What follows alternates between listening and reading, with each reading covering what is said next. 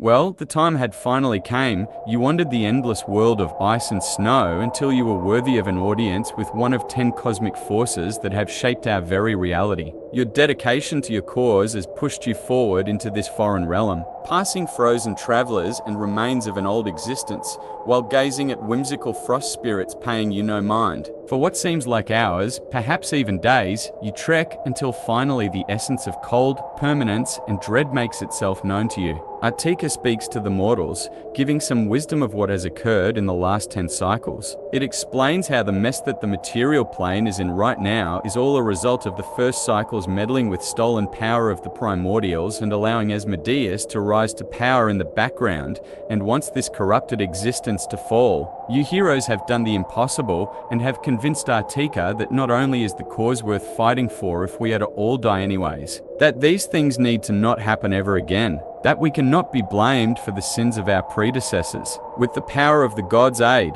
the repurposed flaming blades, the heart of Darkstar, the primordials fighting together, and a combined effort of all souls not involved with Asmodeus, we all will do our best to succeed and destroy the devil once and for all. Much arguing ensured, and several moments of people turning into ice lollies, but returned to normal, and an understanding was finally reached. Artica seems to have a condition for his support. He wishes all on the material plane forsake their magic and holy energy, that gods deserve the people's faith and will perform miracles for its people instead of elevating certain individuals to powerful beings. Pretty bold condition, mates. I wouldn't worry about that though. Keep in mind, there are the other 9 cosmic forces to go to bat for you. Personally, I have seen mortals do wonderfully things with the powers granted to them, and I support your crusade. After all, how else will you deal with the forces of the universe when they decide to close in and attack?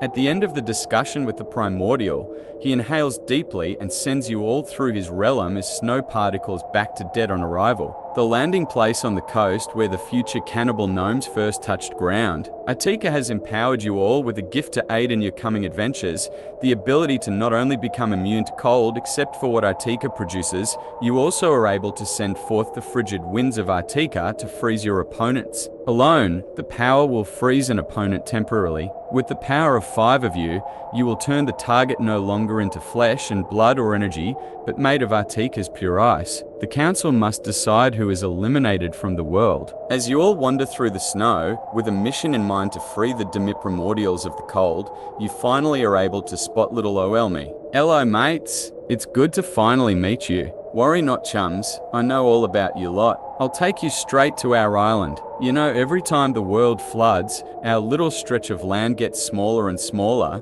so the trip won't take us more than a few shakes. Now that you are like me, cheers for convincing my old man to help out. Yes, Papa Artica has been stewing on his rage long enough. The rest of the demiprimordials asked of him to protect them in solid ice to help avoid detection for his children after seeing the gods disappear over time. Me? Well, I'm the fabled snowstalker. The penguin form is just to avoid suspicion. I chose to stay behind to awaken my siblings when the needs were great. See? I told you we would get there swiftly. Welcome to the Shrine of the Frozen. Let me introduce these children of Artica and their parentage. First is Aurora, daughter of Ezra, whose will moves the beautiful colors along the sky. George Dolph, son of Tempest, warrior who wields the power of storms much like he invokes blizzards. Kaz Geoar, son of Eliza, not a very personable demi, he feeds on your fear. Here is Kola, son of Alama, he's a cheery bloke who shares his special brew with those he trusts. This is Maligos, son of Vega,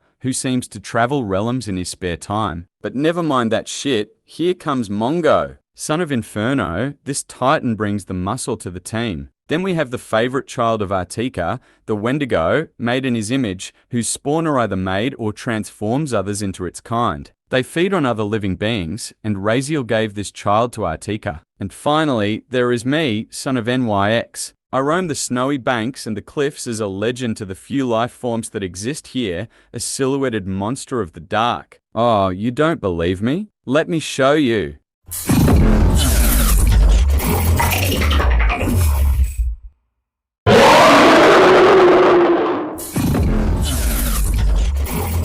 I shall keep this form for my own personal tastes. Thanks, mates. Now, let's get down to business.